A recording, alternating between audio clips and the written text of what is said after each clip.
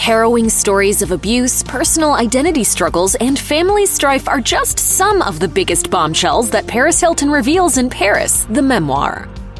One of the most challenging aspects of Paris, the Memoir, is Paris Hilton's attendance at Provo Canyon School in Springville, Utah. She's already made disturbing allegations about the boarding school, but the book reveals a whole new level of terrifying. Hilton initially wasn't sure that she would go into so much detail about this chapter of her life, but after she watched Demi Lovato's 2017 documentary Simply Complicated, the heiress decided that she should speak out about her own experiences. As Hilton writes in her memoir, "I was as stunned as the rest of the world by how real, vulnerable, and courageous she was. Demi shared a painful reckoning with a difficult past. In person, I saw her in the midst of an intense journey of self-acceptance and discovery. I envied that acceptance. I wanted that discovery for myself."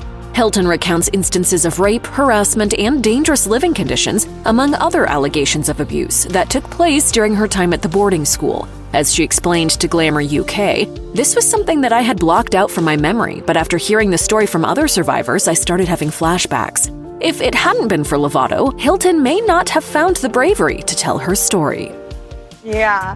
Yes. Yes. Hilton also opens up in her memoir about being sexually assaulted when she was still a minor. One weekend, while hanging out at a mall in Los Angeles, she and a friend accepted an invitation to go back to the apartment of two men who were in their 20s. One of the men convinced Hilton, who was just 15 at the time, to drink a wine cooler and allegedly told her, "Don't be a baby, it doesn't even taste like alcohol." Hilton finally agreed and took a sip, but she doesn't remember much after that. While piecing together the details, she recalled, "When I tried to scream, there was no air in my lungs. All that came out was a small raspy stop." When Hilton woke up, she felt sick to her stomach and couldn't find her friend, though she eventually managed to get herself home. This was just one of many horrifying experiences she kept locked away for years. As she explained to the Associated Press, "A lot of the things that I put in the book were very hard to write about, a lot of memories that I tried to not think about for so many years. But I think it was important to include them because it's part of my story." Like, it's been a real difficult road, and here you sit. Yeah. Here you sit. Yes. Resilient and stronger than ever. Paris Hilton is known for many things, but one opportunity she turned down was a seven-figure sum from Playboy. As she reveals in her memoir, "Hugh Hefner kept wanting me to be a playmate, and I thought that would be awesome, but when I told my mom about it, she said, 'Are you insane?' No." Hefner's offers didn't stop there, though, as Hilton explained. "Years later, as I got more famous, Hef really wanted me to do a Playboy cover. He kept offering me more and more money, saying I wouldn't have to be totally naked, just topless." After telling Hilton she could wear whatever she wanted for the shoot, Hefner apparently offered her 7 figures to appear on the cover. She ultimately turned down the offer, but she still ended up on a Playboy cover anyway. Hefner decided to honor her with the Sex Star of the Year award, and the magazine acquired pictures from an old photo shoot. Hilton's parents were understandably upset, but apparently nobody believed that they could take it up with Hefner, even though Hilton didn't receive any money for the cover. In light of this revelation, Playboy said in a statement to People magazine, "While the current management does not know what occurred surrounding that cover, the claim does not reflect our values nor how the company operates today."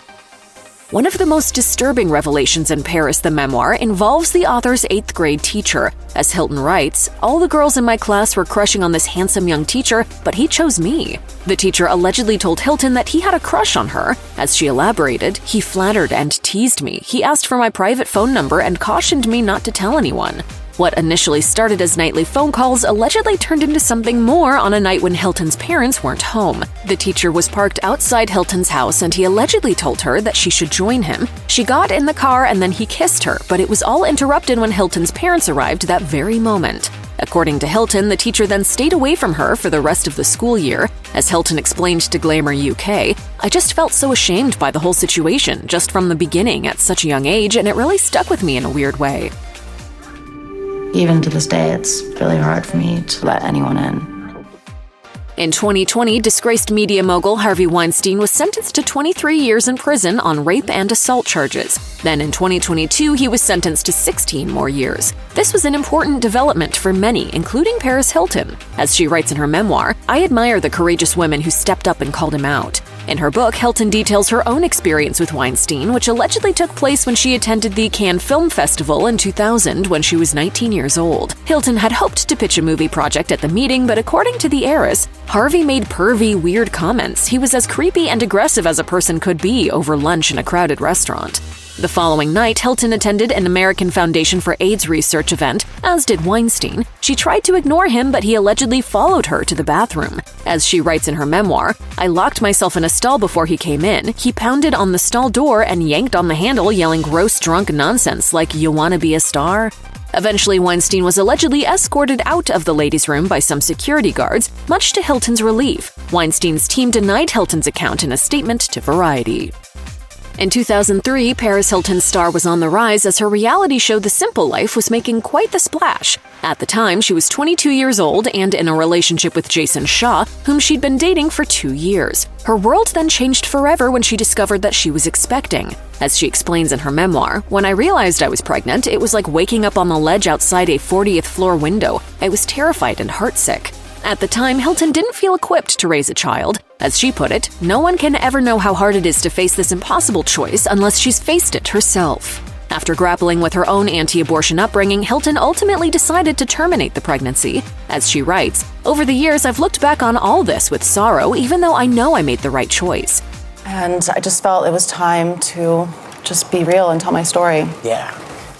Hilton chose to tell her story to help other women in the same situation. She's been apprehensive in the past to speak out against anti-choice legislation, but she now uses her platform to be an advocate. As she put it to Glamour UK, "Why should there be a law based on that? It's your body, your choice, and I really believe in that." One Hilton familial connection that may surprise you if you're not a reality TV junkie is that Real Housewives of Beverly Hills star Kyle Richards is the half-sister of Paris's mom, Kathy Hilton. Richards is only 12 years older than Paris, and the two were close while growing up. Because they were so close, Paris once reached out to Richards to rescue her during an escape attempt from a school run by the Sea-Doo Educational Service. After sneaking out of the facility, Hilton ran away to a gas station restaurant and made a collect call to her aunt. Richards agreed to pick her niece up after she told her about the abuse that was happening there. Hilton then hid in a crawl space of a restaurant and waited. She watched Sea-Doo staff and multiple police officers come looking for her. When the restaurant closed, Hilton tried to phone Richards again, but the call was interrupted. As Hilton recalled, "A heavy hand clamped around my neck. I tried to hold on to the phone, but the enforcer lifted me off the ground and threw me into the SUV." While her escape attempt was thwarted, Hilton doesn't blame Richards. As she put it, "Aunt Kyle was in her 20s when this happened, not much older than me. We've never talked about it, but looking at it from her perspective at the time, how would she not call my mom?" Paris Hilton is now happily married to her husband, Carter Ream, whom she wed on November 11, 2021. In January 2023, the couple announced the arrival of their first child together, a son named Phoenix Barron Hilton. Paris initially underwent IVF treatment to try to conceive, as she writes in the memoir. Month after month of injections, several egg harvesting procedures, more IVF injections, new ADHD meds, my natural state of chaos. Carter and I started doing IVF only after a few months of dating. So once we're married, we'll have the embryos ready so that one day we can get pregnant right away. Despite multiple attempts over 2 years, Hilton ultimately couldn't get pregnant via IVF, so the couple opted to instead welcome their child via surrogate, and they managed to keep the entire thing a secret until the baby was born. While Hilton doesn't discuss surrogacy in her memoir, she does note, "If all goes well, by the time you read this, Carter and I will have a baby boy." As for why they named him Phoenix, Hilton explained, "It's the bird that flames out and then rises from the ashes to fly again." More scandal surrounded Paris Hilton in 2004 when her then-boyfriend poker player Rick Solomon leaked their sex tape. As she recalled to Glamour UK, "I was vilified when it came out. I was made to look like I was the bad one and no one was looking and seeing this grown man." In her memoir, Hilton makes it clear that she had nothing to do with the leak and she was absolutely gutted when it was made public. As she writes, "I think some people want to believe I was involved in the release of the tape or that I benefited in some way because it's unpleasant for them to think about the cruelty and complicity of their own response." Hilton also revealed that she didn't want to make the video in the first place, but she ultimately went along with it after Solomon claimed that he'd replace her with someone else. What's more, he allegedly claimed that it was his to release, regardless of the consequences. But as Hilton puts it, "That tape, made when I was not legally old enough to be served rum and coke in a bar, was released and monetized against my will." In 2006, Pink released the single Stupid Girls, and the music video parodied several famous women, including Paris Hilton, taking particular aim at her sex tape. Hilton does offer some praise for the pop star in her memoir, as she writes, "Who's more generous, evolved, and progressive than Pink?" However, Hilton also suggested that even the most enlightened person isn't necessarily above taking shots at other women in the industry. As she put it, the whole video is a not at all subtle send-up of porno paparazzi girls in general, and specifically me in a parody of my infamous sex tape. Understandably, Hilton was hurt by this portrayal, though she's also quick to deny any lingering drama. According to her, there's no Pink-Paris feud, that's not a thing. I have the attention span of a gnat, which means I suck at holding grudges. According to Pink, she and Hilton did eventually get a chance to talk about Stupid Girls, though it doesn't sound like an apology happened. During a 2017 episode of Watch What Happens Live, the singer revealed that Hilton confronted her about the video at a club one night. She said, I just want you to know that I get it. Like, I'm not dumb. I just play like I'm dumb. And I was like, that's kind of my point.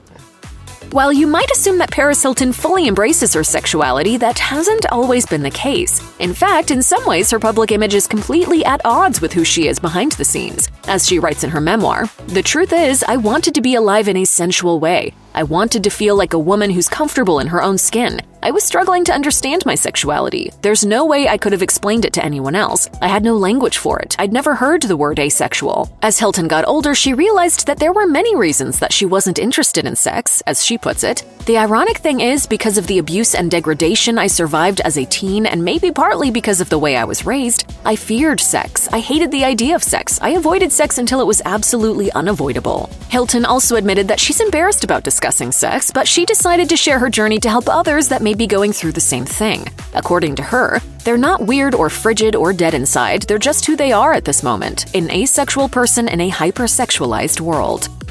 Hilton also opens up about many embarrassing moments and regrets in her memoir, including the time that she implied that she voted for Donald Trump in the 2016 presidential election. While she already sort of walked this comment back in a 2017 interview with Easter Standard magazine, she clears the air in her memoir, as she explains, "When I was put on the spot in an interview, I pretended I voted for Donald Trump because he was an old family friend and owned the first modeling agency I signed with."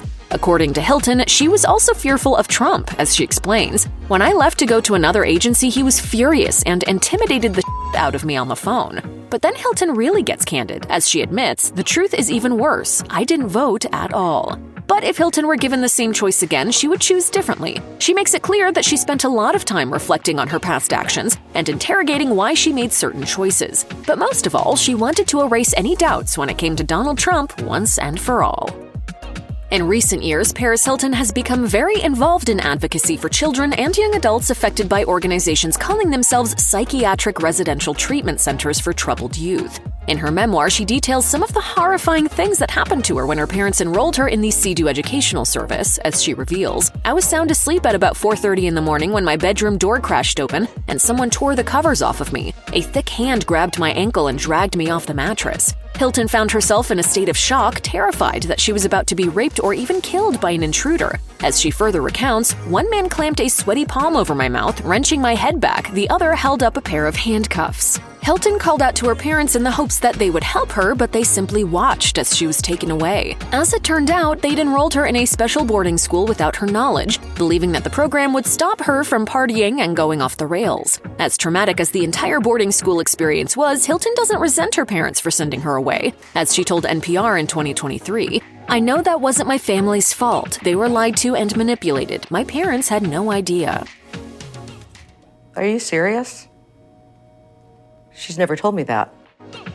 One of the best things about Paris Hilton's memoir is how she describes living with attention deficit hyperactivity disorder. While the condition isn't always depicted accurately or well understood, her candid and honest descriptions of her own experiences are empowering. As she writes in the book's opening, "My ADHD makes me lose my phone, but it also makes me who I am. So if I'm going to love my life, I have to love my ADHD first." She echoed this sentiment in an interview with the Associated Press as she explained, "When people can harness it in the right way, it can actually be a superpower. That's why I think in my career I've always been ahead of my time in taking risks and being an innovator and someone who thinks outside the box." Hilton also appreciates her husband for putting in the effort to understand her better. As she puts it, "Early in our relationship, Carter spent a lot of time and energy researching ADHD, which is the most authentically loving thing any man has ever done for me. She does sometimes experience disorganization and chaos with her ADHD, but according to her, where most people see a dumpster fire, Carter sees Burning Man." We're glad to see that Hilton has so much support in her life now and that she's finally been able to reveal so much of her truth. If you or anyone you know has been a victim of sexual assault, help is available. Visit the Rape, Abuse, and Incest National Network website or contact RAIN's national helpline at 1-800-656-HOPE-4673.